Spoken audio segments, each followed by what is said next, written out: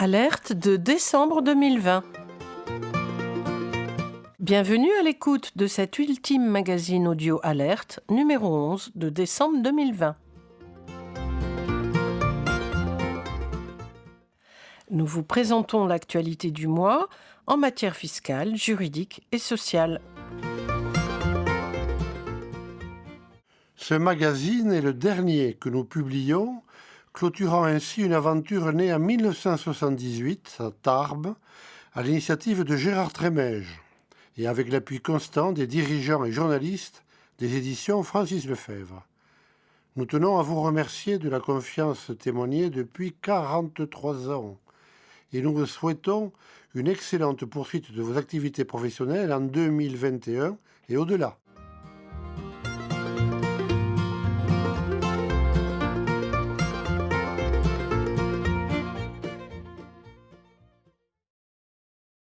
Passons d'abord en revue l'actualité fiscale du mois. Loi de finances pour 2021.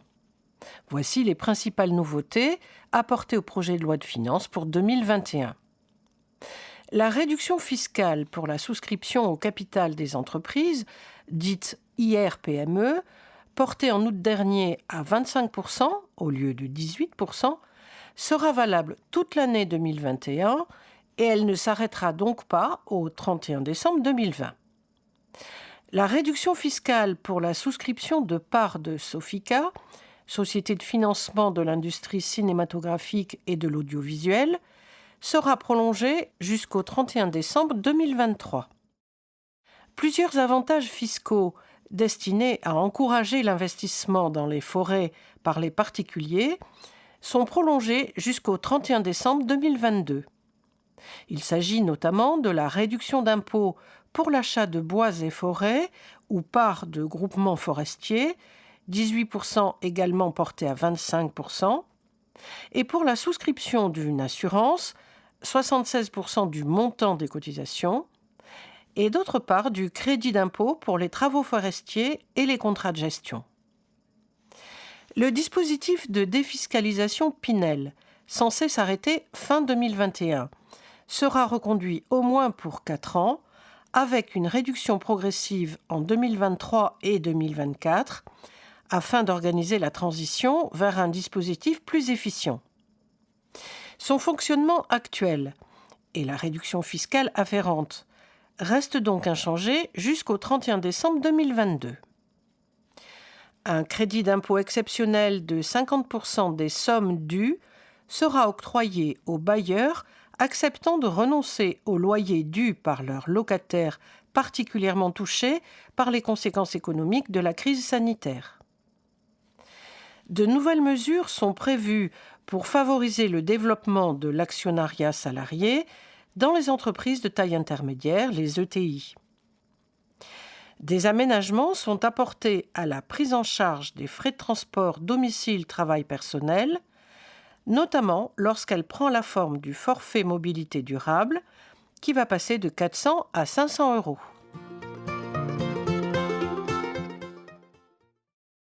Fonds de solidarité.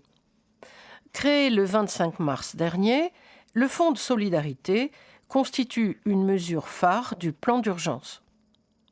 Il a été renforcé et élargi dès le mois d'octobre, avec une aide pouvant aller jusqu'à 10 000 € pour les entreprises de moins de 50 salariés, fermées administrativement, et pour celles qui, sans être administrativement fermées, sont les plus fortement touchées, notamment dans le secteur du tourisme ou de la restauration, dès lors que la perte de chiffre d'affaires mensuel est d'au moins 50%. Pour recevoir l'aide au titre du mois d'octobre, il faut se déclarer sur le site impôts.gouv.fr. En outre, au titre du mois de novembre, toutes les autres entreprises de moins de 50 salariés qui peuvent rester ouvertes mais qui subissent une perte de plus de 50% de leur chiffre d'affaires bénéficient d'une aide du Fonds de solidarité pouvant aller jusqu'à 1 500 € par mois. Les aides au titre du mois de novembre peuvent être demandées depuis le 4 décembre sur le site impôts.gouv.fr. Le versement des aides interviendra entre 2 ou 3 jours ouvrés après le dépôt de la demande. À noter que pour les entreprises faisant l'objet d'une fermeture administrative, le chiffre d'affaires réalisé au moyen de la vente à distance, le click and collect, ne sera pas déduit du montant des aides.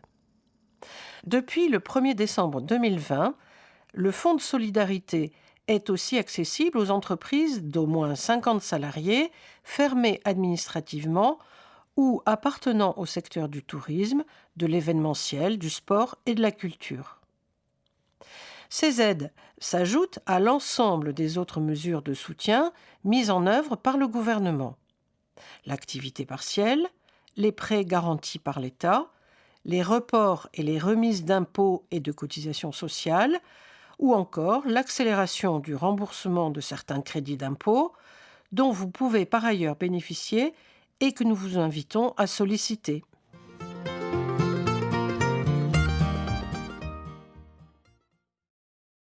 BIC, apport de titres et existence d'une libéralité.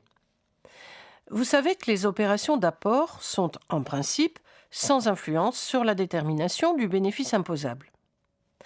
Dans un arrêt rendu en formation de plénière fiscale, le Conseil d'État a toutefois conclu à l'existence d'une telle influence lorsque la valeur d'apport des immobilisations, comptabilisée par l'entreprise bénéficiaire de l'apport, a été volontairement minorée par les parties pour dissimuler une libéralité faite par l'apporteur à l'entreprise bénéficiaire. Notez que l'administration est considérée comme apportant la preuve d'une telle libéralité lorsqu'est établie l'existence, d'une part, d'un écart significatif entre le prix convenu et la valeur vénale du bien apporté, et d'autre part, d'une intention pour l'apporteur d'octroyer et pour la société bénéficiaire de recevoir une libéralité du fait des conditions de l'apport. Cette intention est présumée lorsque les parties sont en relation d'intérêt. Dans une telle hypothèse, l'administration peut corriger la valeur d'origine des immobilisations apportées à l'entreprise pour y substituer leur valeur vénale, augmentant ainsi l'actif net de l'entreprise dans la mesure de l'apport effectué à titre gratuit.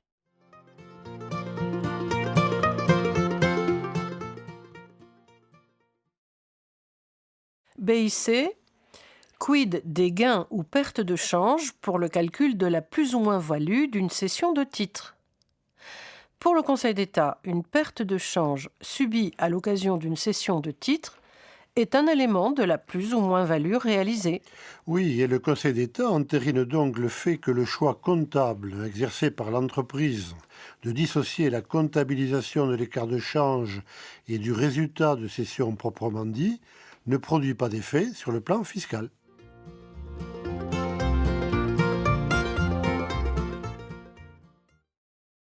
Fiscalité immobilière, levée d'option du crédit bail d'un immeuble par une SCI de location.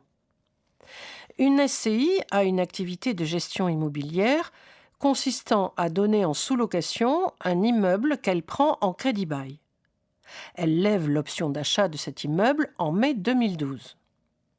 L'entrée de cet immeuble dans le patrimoine de la SCI, consécutive à la levée de l'option, entraîne un changement de nature de l'activité exercée, la société cessant son activité de sous-location, relevant des bénéfices non commerciaux, au profit d'une activité de location directe, taxable dans la catégorie des revenus fonciers. La cessation de l'activité initiale de la société et le changement de son régime fiscal ont pour effet de rendre immédiatement imposable la plus-value acquise par l'immeuble à la date de la levée de l'option. N'y font obstacle ni la circonstance que, antérieurement à la levée de l'option, l'immeuble n'aurait plus été effectivement donné en sous-location depuis la fin de l'année 2010, ni celle que, postérieurement à la levée de l'option, il n'aurait pas été effectivement donné en location jusqu'à sa cession, dès lors que la SCI n'a pas expressément renoncé à exercer son activité de gestion immobilière.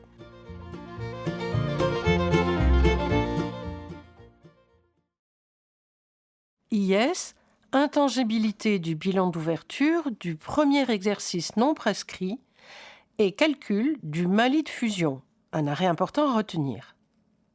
Pour le Conseil d'État, lorsqu'une société est dissoute par confusion de son patrimoine avec celui de la société qui détient ses titres, cette dernière société peut déduire une moins-value représentative de la perte réelle de valeur subie du fait de l'annulation des titres.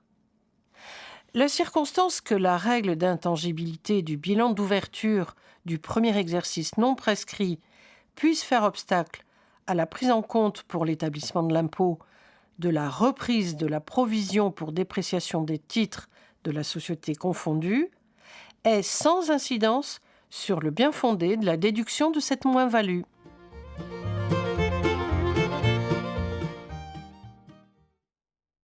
Plus-value des particuliers, plus-value mobilière, DG de SAS et abattement dirigeant. Sous certaines conditions, les plus-values réalisées par les dirigeants qui cèdent leurs titres à l'occasion de leur départ en retraite sont réduites d'un abattement fixe, quelles que soient les modalités d'imposition, PFU ou option pour le barème progressif. Et ce dispositif est applicable aux cessions et rachats réalisés du 1er janvier 2018 au 31 décembre 2022. L'abattement fixe, dont le montant s'élève à 500 000 €, est pratiqué sur le gain net. Dans les sociétés par actions, le dispositif s'applique au cédant qui a exercé pendant les 5 ans précédant la cession des fonctions de président, directeur général, président du conseil de surveillance ou membre du directoire. Pour le Conseil d'État, un directeur général de société par action simplifiée peut bénéficier de l'abattement même s'il n'a pas, en vertu des statuts, le pouvoir de représenter la société à l'égard des tiers.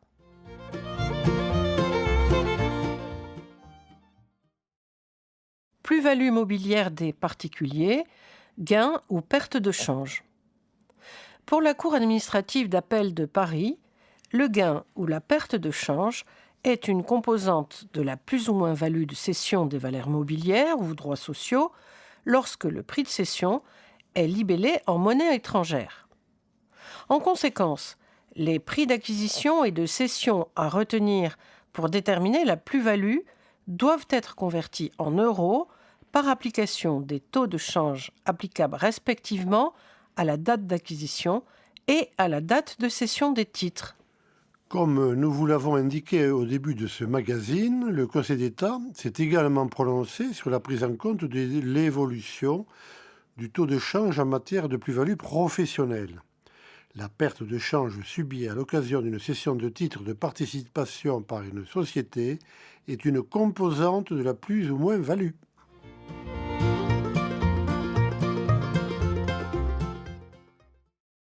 Plus-value et moins-value d'actifs, exonération en fonction du chiffre d'affaires. Il résulte des dispositions de l'article 151 septies du CGI que l'exonération des plus-values de cession est conditionnée à l'exercice à titre professionnel des activités concernées. Elle est restreinte au seul bénéfice des activités poursuivies par le contribuable lui-même, à l'exclusion des activités mises par lui en location-gérance. Par suite, le fonds de commerce de vente en gros de céréales, aliments pour le bétail et combustibles donnés en location-gérance par son propriétaire à une société dont il est le dirigeant et actionnaire à hauteur de 97,5% du capital, ne peut bénéficier de cette exonération. Notez que les revenus tirés de la location-gérance gardent leur caractère professionnel et sont imposés dans la catégorie des bénéfices industriels et commerciaux, ce qui ne permet pas aux contribuables de revendiquer l'application de dispositions fiscales qui intéressent la gestion d'un patrimoine privé. Plus-value de cession de titres inscrits à l'actif d'une entreprise individuelle.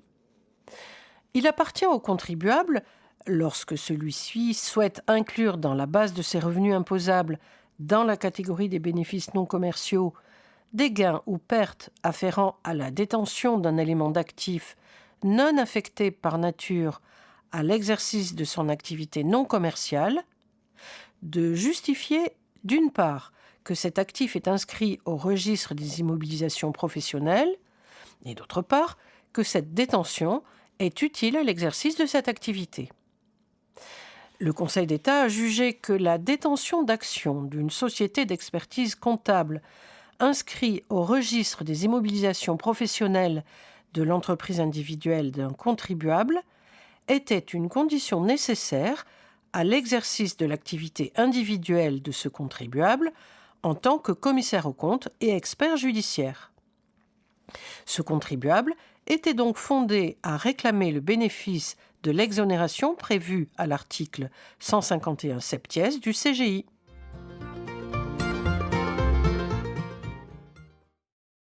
TVA, prestation rendue par un siège à sa succursale. Le Conseil d'État juge que si les opérations réalisées entre un siège et sa succursale avec laquelle il constitue un assujetti unique sont en principe des opérations internes non soumises à la TVA, il en va différemment lorsque celle-ci appartient dans un autre État membre à un groupe TVA. Dans ce cas, les prestations de services fournies par le siège à sa succursale doivent être regardées comme des opérations imposables réalisées entre deux assujettis distincts et susceptibles, le cas échéant, d'ouvrir droit à déduction. À noter que le projet de loi de finances pour 2021 prévoit d'instaurer en France un régime de groupe TVA à compter du 1er janvier 2023.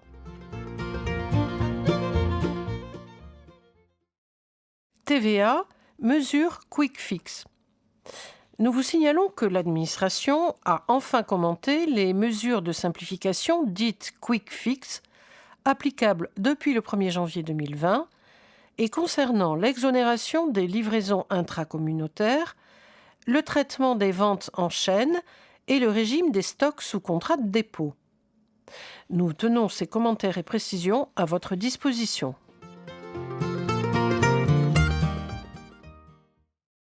Contrôle fiscal, prêt familial.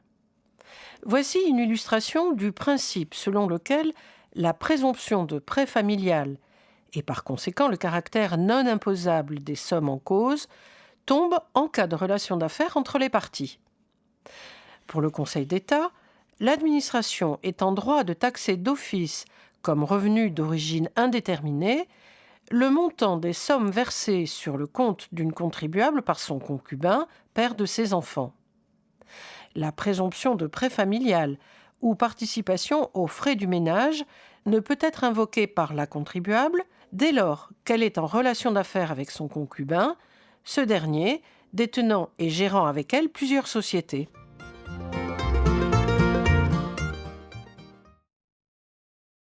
Droit de visite et de saisie. Un système permettant à une société de transférer les opérations enregistrées par ses caisses sur un ordinateur utilisant un logiciel et un programme externe fait office de logiciel de caisse et concourt à la formation des résultats comptables de la société. Du coup, les juges peuvent en déduire que la comptabilité doit être regardée comme tenue au moyen de systèmes informatisés, sans qu'il fasse obstacle à la circonstance que la société ne disposait pas elle-même de logiciel comptable et que l'enregistrement des écritures comptables était confié à un cabinet extérieur. La saisie de ce logiciel de caisse obéit donc aux règles de saisie des comptabilités informatisées.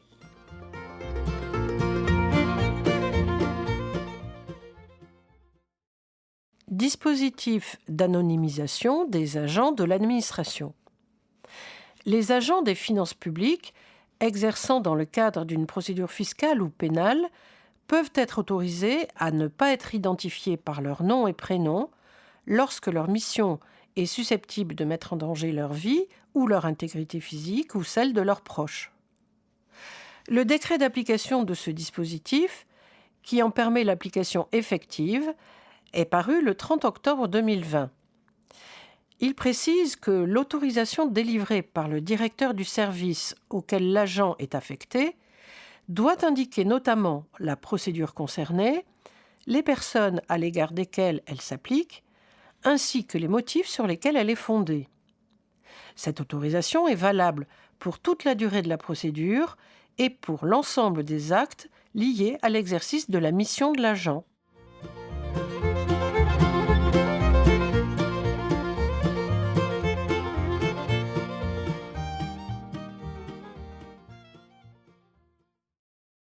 Actualité juridique du mois, hausse de la rémunération d'un gérant. 2 associés d'une société à responsabilité limitée, détenant ensemble 51% du capital social, approuvent en Assemblée générale la hausse de rémunération que l'un d'eux, unique gérant de la SARL, s'est versé au titre des mois précédents, de 3 000 à 6 000 euros mensuels, ainsi que l'octroi d'une prime de 42 500 euros. Une cour d'appel condamne pour abus de majorité les associés majoritaires à verser des dommages-intérêts à l'associé minoritaire, estimant que leur décision était contraire à l'intérêt social, car la hausse de la rémunération et la prime ne correspondaient pas à un accroissement de la charge de travail du gérant. Mais il y a eu censure de l'arrêt par la Cour de cassation. La Cour d'appel aurait dû rechercher, comme cela lui était demandé par les associés majoritaires, si ces rémunérations additionnelles n'étaient pas justifiées par l'accroissement du chiffre d'affaires de la SARL sur cette période.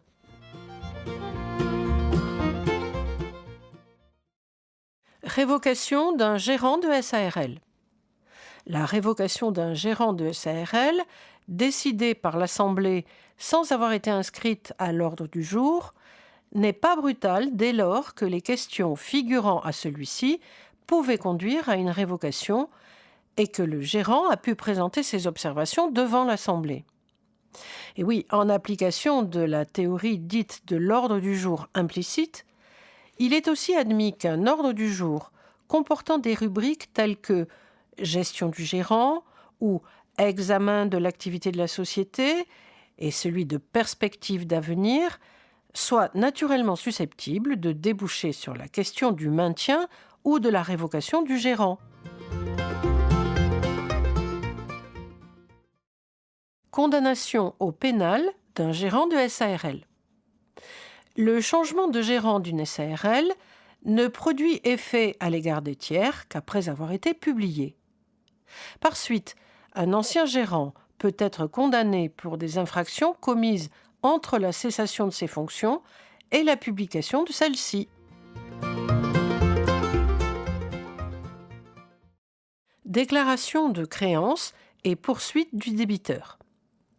Un créancier ne peut pas poursuivre son débiteur mis en redressement judiciaire au titre d'une créance non déclarée pendant et après l'exécution du plan de redressement.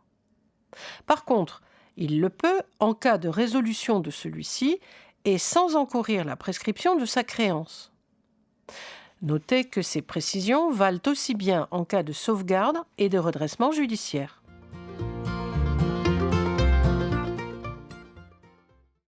Créancier d'une société absorbée. Lorsqu'un créancier de société participant à une opération de fusion fait opposition à celle-ci en justice, le juge peut, selon le cas, rejeter l'opposition ou ordonner soit le remboursement de la créance, soit la constitution de garantie par la société absorbante. À défaut de remboursement ou de constitution de garantie, la fusion est inopposable au créancier. La Cour de cassation a jugé pour la première fois que le créancier d'une société absorbée, à qui la fusion a été déclarée inopposable, peut recouvrer sa créance en saisissant les fonds de la société absorbante, même si celle-ci est en redressement judiciaire. Et remarquez que cette solution est une conséquence de l'inopposabilité de la fusion. L'opération étant inopposable au créancier, la société débitrice n'est pas considérée comme absorbée et dissoute à l'égard de celui-ci qui peut dès lors en saisir le patrimoine, même transféré à une société en redressement judiciaire.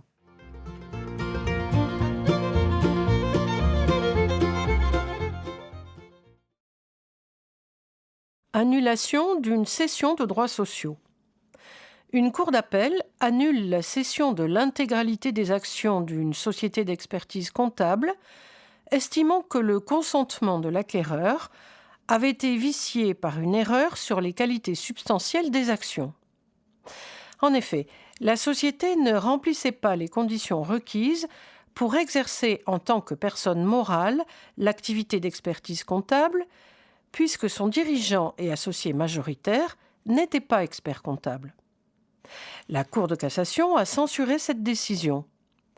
La Cour d'appel aurait dû rechercher si la société dont les actions étaient cédées n'avait pas toujours exercé son activité sans être inquiétée avant la cession, et si la cession n'avait pas eu pour effet de régulariser la situation, de sorte que l'irrégularité dénoncée n'avait pas empêché la société de poursuivre l'activité économique constituant son objet social, excluant ainsi la qualification d'erreur sur la substance.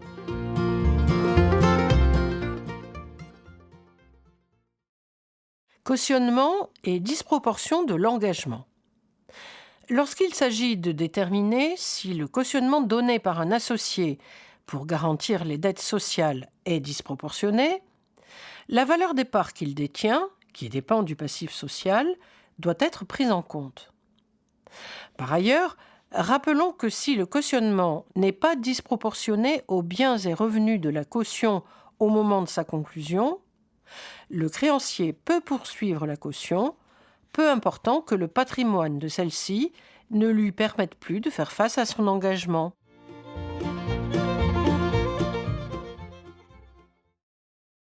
Pénalité de retard. En cas de retard de paiement, les pénalités prévues par le Code de commerce sont dues dès lors que le débiteur est un acheteur de produits ou demandeur de prestations de services pour son activité professionnelle, peu important qu'il soit commerçant ou non. Une société civile immobilière débitrice du solde du prix d'un marché de travaux et d'acompte dû pour des travaux supplémentaires sur ce marché doit donc régler les pénalités de retard si elle a contracté pour son activité professionnelle.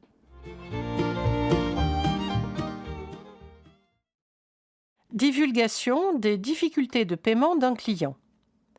Une entreprise en relation d'affaires avec une autre a divulgué aux clients de celle-ci les difficultés de paiement qu'elle rencontre avec elle et en laissant entendre que, par la faute de cette entreprise, les prestations dues aux clients ne seront pas exécutées. Cette divulgation a été jugée comme excédant l'information nécessaire et jetant un discrédit sur la société concernée. L'entreprise divulgatrice a été condamnée à verser 500 000 € de dommages-intérêts à la société discréditée.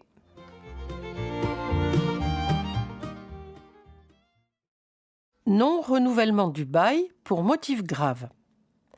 Le refus de renouvellement du bail commercial pour motif grave et légitime prive le locataire sortant de toute indemnité d'éviction. Il ne peut donc pas demander au nouveau locataire une indemnité pour la valeur du fonds de commerce en invoquant un enrichissement sans cause.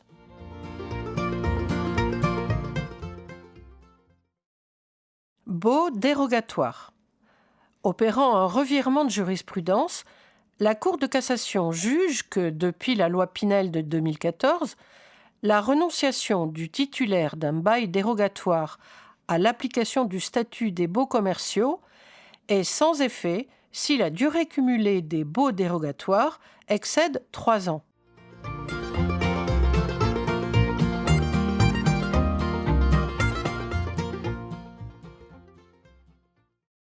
Voici l'actualité sociale du mois. Loi prorogeant l'état d'urgence sanitaire. Est parue à la mi-novembre 2020 la loi autorisant la prorogation de l'état d'urgence sanitaire jusqu'au 16 février 2021 et portant diverses mesures de gestion de la crise sanitaire. La loi prolonge jusqu'au 30 juin 2021, au lieu du 31 décembre 2020, les 2 dispositifs temporaires visant à limiter la perte de rémunération induite par le placement en activité partielle.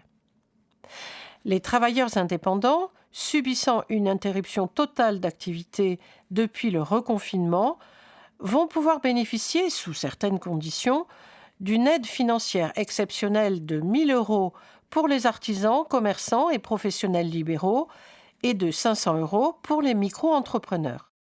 Cette loi indique aussi que les salariés ont jusqu'au 30 juin 2021 pour inscrire le reliquat de leurs droits à DIF sur leur compte personnel de formation.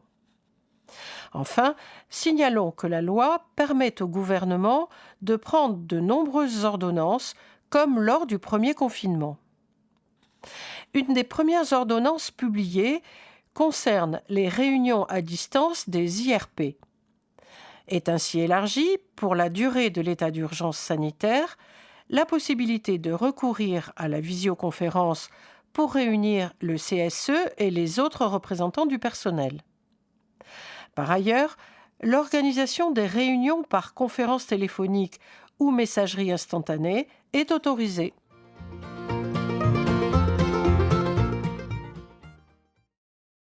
Télétravail et contrôle des salariés, les réponses de la CNIL. Rappelons l'étendue et les limites du pouvoir de contrôle par l'employeur de l'activité des salariés, la CNIL donne son avis sur l'admissibilité de l'utilisation de certains dispositifs que les employeurs peuvent être tentés d'utiliser pour surveiller leurs salariés en télétravail. Clause de mobilité. Attention au périmètre géographique du lieu de travail indiqué dans la clause de mobilité. En effet, est nulle la clause de mobilité qui, si elle prévoit que le salarié est rattaché à un établissement particulier, indique simplement qu'il est amené à travailler sur les différents sites des clients de l'entreprise et pourra être chargé de missions sur d'autres départements. Une telle clause ne définit nullement de façon précise sa zone géographique d'application, le lieu de travail du salarié pouvant évoluer au gré des marchés obtenus ou perdus, sur tous les sites des clients de l'entreprise, y compris sur d'autres départements, sans aucune précision géographique.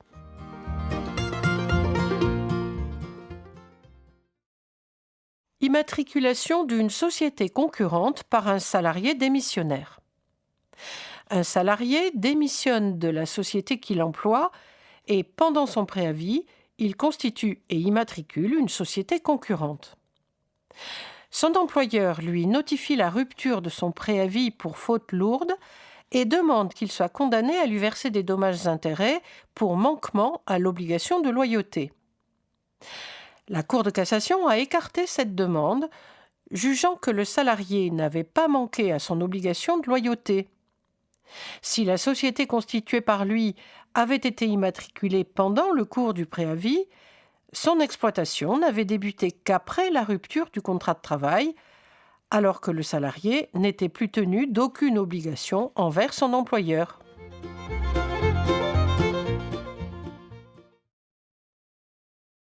Débauchage de salariés en violation d'une clause de non-concurrence.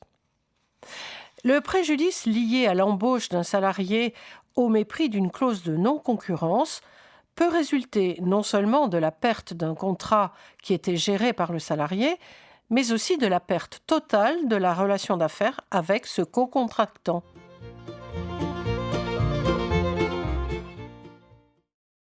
Mise à pied. L'employeur ne pouvant pas prononcer une sanction plus sévère que celle prévue dans le règlement intérieur, celui-ci doit préciser la durée maximale d'une mise à pied disciplinaire. Dès lors, en l'état d'un règlement intérieur prévoyant une mise à pied disciplinaire pour une durée minimale de 2 jours ou 14 heures, sans préciser de durée maximale, la mise à pied de 60 heures infligée au salarié doit être annulée et un rappel de salaire doit lui être versé.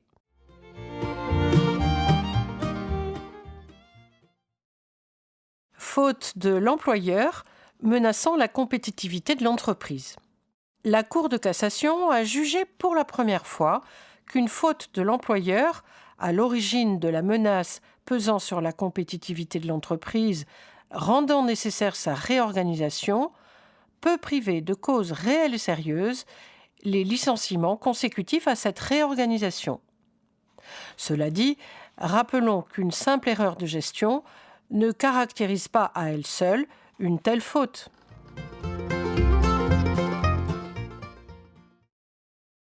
Harcèlement moral. L'envoi par un supérieur hiérarchique sur le téléphone personnel du salarié, en dehors des heures de travail, à des heures tardives et durant les week-ends et les congés, de multiples messages présentant un caractère professionnel ne constitue pas, en l'absence d'urgence démontrée, un exercice normal du pouvoir de direction et d'organisation. Il caractérise au contraire un harcèlement moral dès lors qu'il entraîne une dégradation des conditions de travail de l'intéressé, portant atteinte à ses droits, et notamment à celui de bénéficier d'un juste repos en dehors de ses heures de travail, peu important qu'il n'ait pas porté atteinte à sa santé physique ou mentale. Dans une espèce de ce type, jugée récemment, les juges ont considéré que le préjudice du salarié devait être indemnisé à hauteur de 6 500 €. En revanche, en l'absence de preuves de l'existence de pression ou de violence morale ayant vicié le consentement du salarié, sa demande d'annulation de la rupture conventionnelle signée avec l'employeur devait être rejetée.